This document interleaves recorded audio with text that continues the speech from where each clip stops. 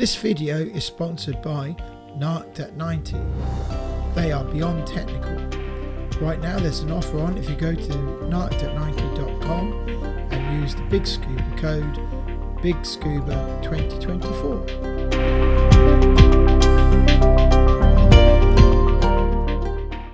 Hello, good morning. This is Gemma and Ian from the BiG Scuba podcast. We're here on the Real Diving stand at the Go Diving Show, and we're here with Jame Parker, sales manager at Real Diving. And today we're going to show you the process of being measured up for a Santi dry suit with Jame. So thanks for joining us. Thank you very much. Thanks for joining us. Great. And I think we'll try and take you through the whole experience that somebody should have when they're getting fitted for a Santi suit from any of our dealers around the UK. Right, okay. So the first thing that we do before we talk about any suits or any measuring is we talk to you. We talk to the divers about, so I'm going to do exactly the same things with you.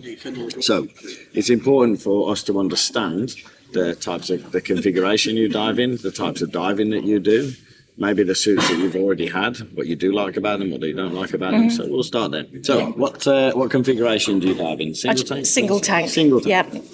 Okay, and you, Ian? Single tank, sometimes twins. Okay.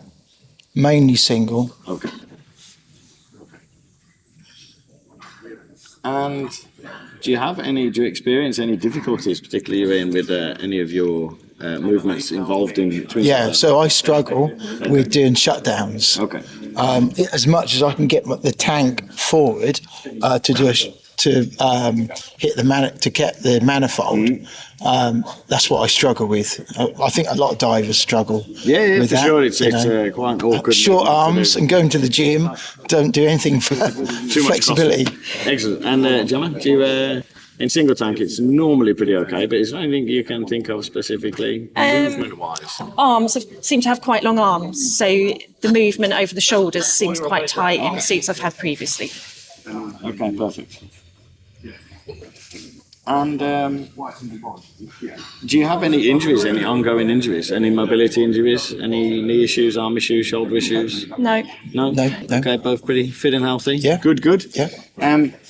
So what about the type of diving that you do? Are you doing mostly shore diving, mostly boat diving, wreck diving? Just give me a bit of an idea about what your diving looks like. So all recreational diving, inland lake diving, we Yep. do boat diving, jumping off the boat, and we have done some shore diving as well. Okay, so a good mix. Yeah. Any teaching? No. No?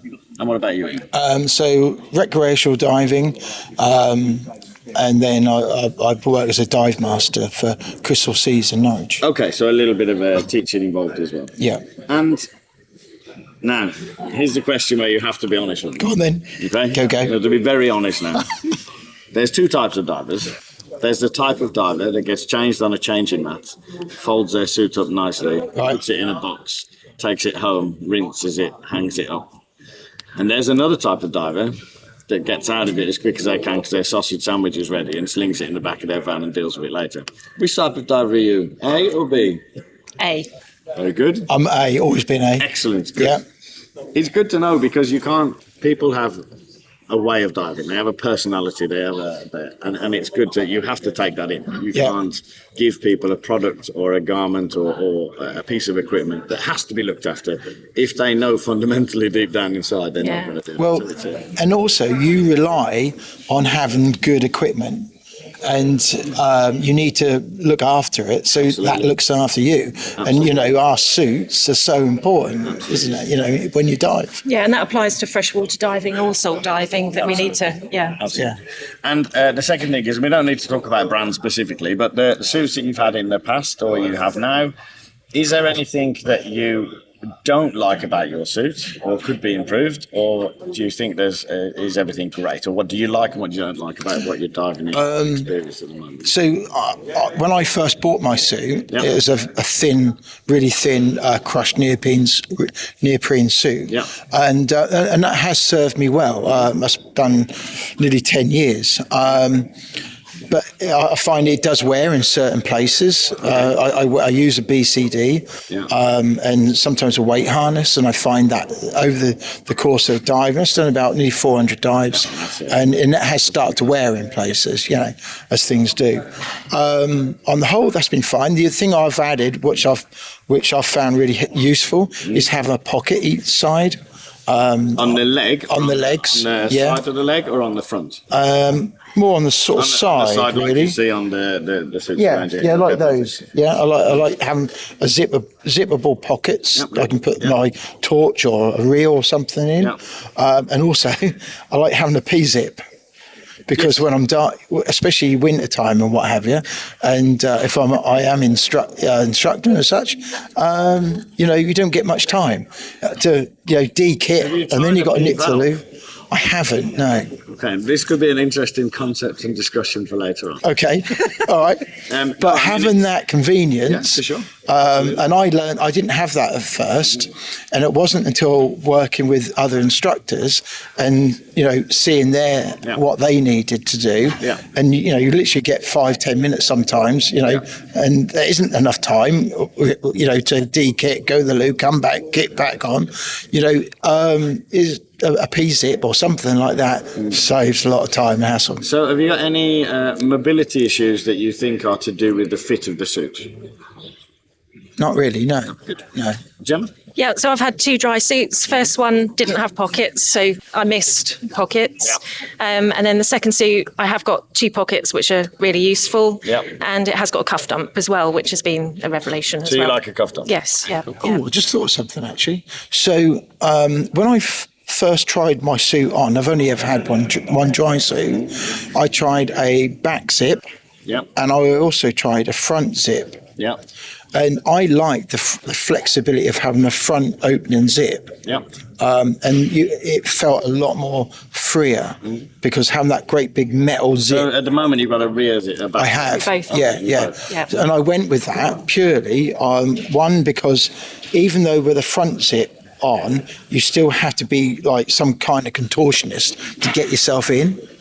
And I'm a bloke, not particularly that thin, and you're like trying to get in, and I thought, well, I'll compromise. I'll go for the back zip because I'm always going to have a buddy. I always dive with somebody, whether it's Jem or somebody else.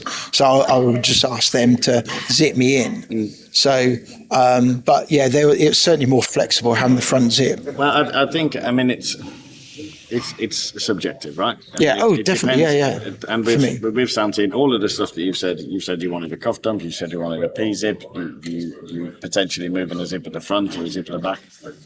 In a standard suit with Santi, all of those things are choosable. Oh, wow. You can decide whether you want your front zip left to right, right to left, on your back. So I could have a cuff dump as well? Yeah, you can have a cuff dump. There's no issue with that. Yeah. And a P-zip or a P-valve might get you into the P-valve. Okay. So that might not be for camera to describe how it works. Yeah.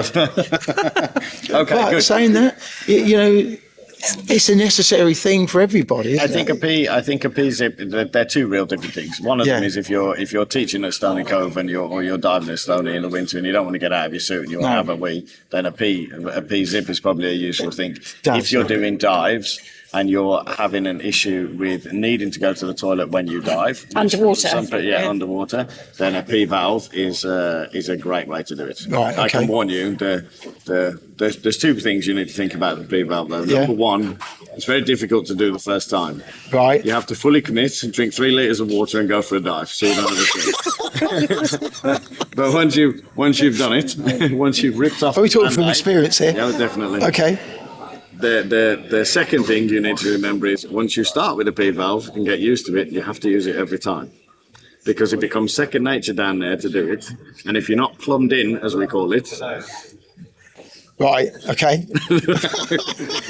Right, so the reason we do the interview is because Santi is not just one suit. It's a range of suits. And to be perfectly honest, yes, of course there's a price range. Starting from around 2,000 up to 2,500, 2,600. Yeah. So yeah, there's a price point.